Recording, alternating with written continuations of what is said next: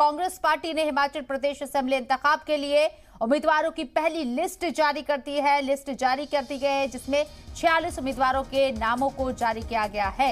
ये बड़ी खबर आपको बता रहे हैं।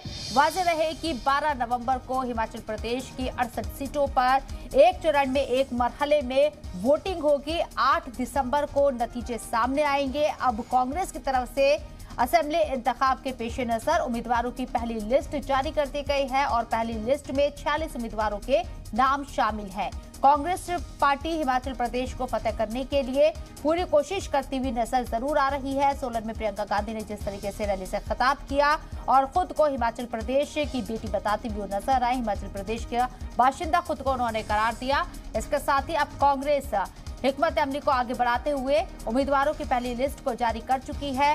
ये बड़ी खबर हिमाचल प्रदेश असेंबली इंतखाब से जुड़ी हुई। कांग्रेस पार्टी ने 46 उम्मीदवारों के नाम को जारी कर दिया है, उनके नाम की लिस्ट को जारी कर दिया है कि कौन कौन जो है वो इलेक्शन में पार्टिसिपेट कर रहा है। कांग्रेस की तरफ से कौन कौन उम्मीदवार है, 46 लोगों के नाम की लिस्ट जारी कर दी गई है।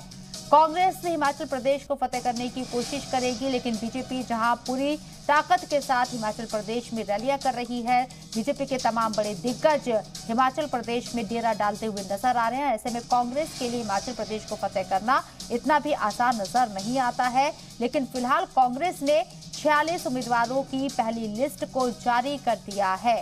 12 नवंबर को एक फेज में हिमाचल प्रदेश की सभी सीटों पर 68 सीटों पर वोट डाले जाएंगे और 8 दिसंबर को नतीजे सामने आएंगे। 8 दिसंबर को वाज़ेह हो जाएगा कि हिमाचल प्रदेश में किसकी सरकार बनने जा रही है।